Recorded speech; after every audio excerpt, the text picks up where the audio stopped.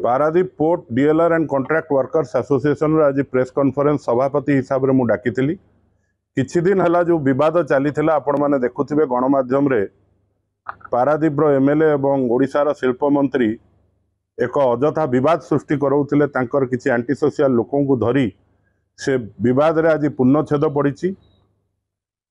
Bhubaneswar labour commissioner office को Paradip port DLR and contract workers association रो adviser RTI रे मागिथिले जे Paradip port DLR and contract workers association रो सभापति एवं कर्मकर्ता को माने अछंती एवं आरटीआई रे मध्य सी क्लियर कट लिखिचंती तादरे सभापति बापी सार्केल अरिंदम सार्केल एवं समीर विश्वाल अछंती बोली एवं कर्मकर्ता ना जोटा मु आपण मान समस्त को देइछि मध्य आधेरे आपण माने जानु पारुथुवे जे को भलिया षडयंत्र शिल्प मंत्री करूचंती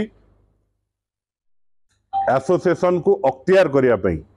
मोर तांको पाखरे एतिकी निवेदन जे डबल इंजिन रो सरकार अछि। मु आगे भी गणमाध्यम आगे ये कथा कही डबल इंजिन रो सरकार अछि। आपण को प्रभु जगन्नाथ क्षमता देइचंती।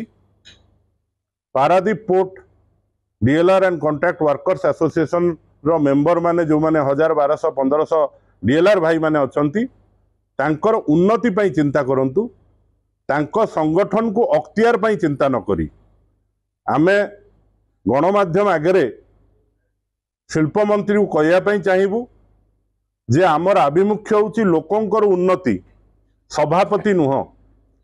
जदि सी कहिबे जे डीएलआर आसन रो सभापति मो लोक हेले डीएलआर मानकर उन्नति हबो ताले मध्य मु गणमाध्यम को कहया चाहे जे मु रेजिग्नेशन दवा पई मध्य राजी अछि।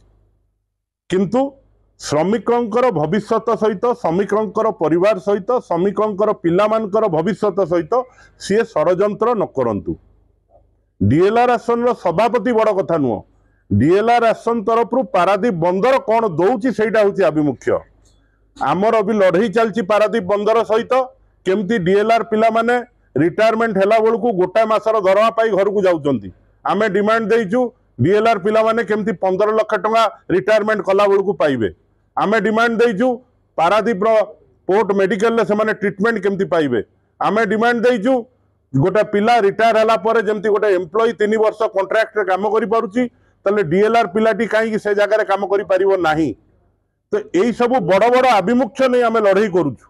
ये आभिमुख्य को डाइल्यूट करी तांको भविष्य को नष्ट न करंतु शिल्प मंत्री। जदि ये लड़ई रे सी सामिल होगा चाहते आम स्वागत करुचु। आसंतु सामिल हुंतु।